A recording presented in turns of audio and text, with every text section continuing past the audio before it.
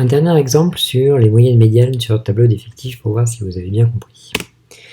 Alors, on pose le problème. On a interrogé toutes les classes de 4e d'un collège en leur posant juste une question.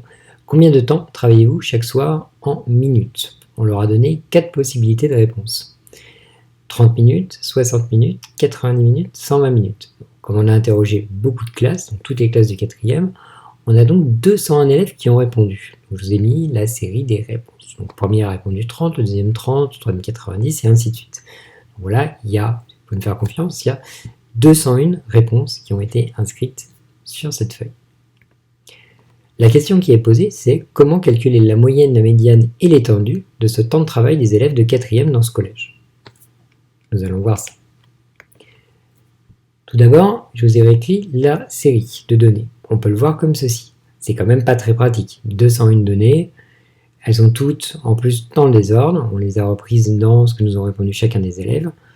Donc, est-ce qu'il y a un autre moyen de voir ces différentes données? Eh bien oui, en fait, on s'aperçoit qu'en regardant au moins la première ligne, qu'il n'y a que 4 valeurs différentes. Comme on l'a vu, dans le questionnaire, il n'y avait que 30 minutes, 90 minutes, 60 minutes, 90 minutes et 120 minutes. Donc, ce sera intéressant quand même de compter combien de fois les élèves ont répondu 30 minutes, 60 minutes, 90 minutes et 120 minutes. On s'apprête à le faire. Merci Excel. Ça nous a calculé 51 élèves ont répondu 30 minutes, 41 ont répondu 60 minutes, 54 ont répondu 90 minutes et 55 ont répondu 120 minutes, soit au total 201 réponses. On voit bien que soit la série, soit le tableau représentent exactement les mêmes données. Calculer la moyenne.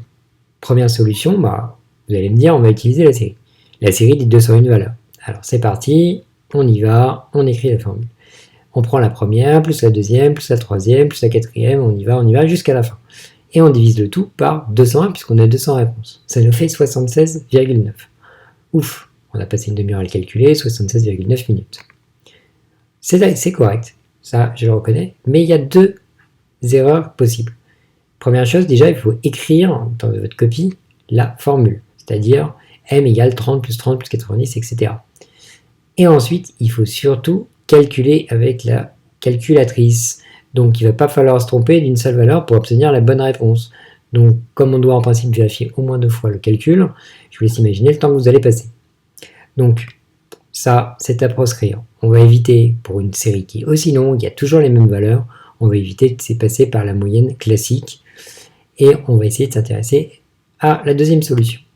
Deuxième solution, utiliser le tableau d'effectifs. Alors, on ne l'a pas rempli pour rien quand même. On se rappelle, on a résumé la liste des valeurs dans le tableau. C'est les mêmes données. Alors là, Excel, il a été gentil avec moi. Il m'a tout reclassé. Il m'a reclassé toutes les données facilement. Donc, les 30 sont classés d'abord, puis les 60, puis les 90, puis les 120. Ça me permet effectivement de remplir le tableau.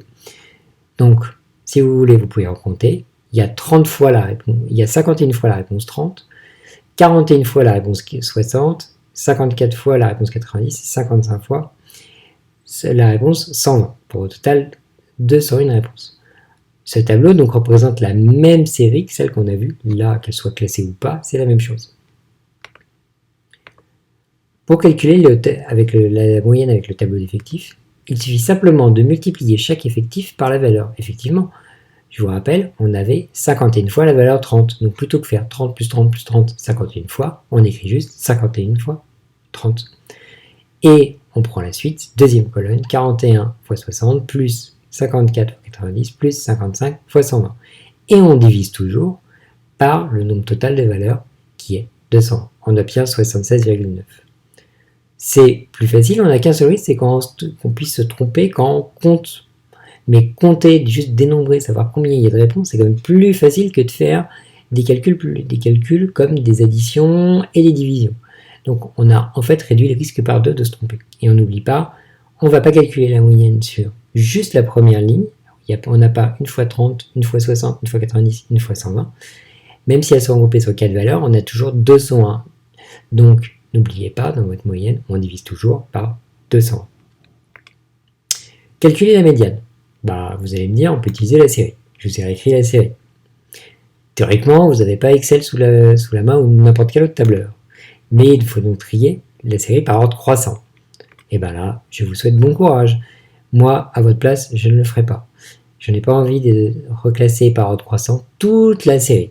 Par contre, j'ai une autre solution. J'ai le tableau d'effectifs que j'ai rempli. Je vous le remets ici.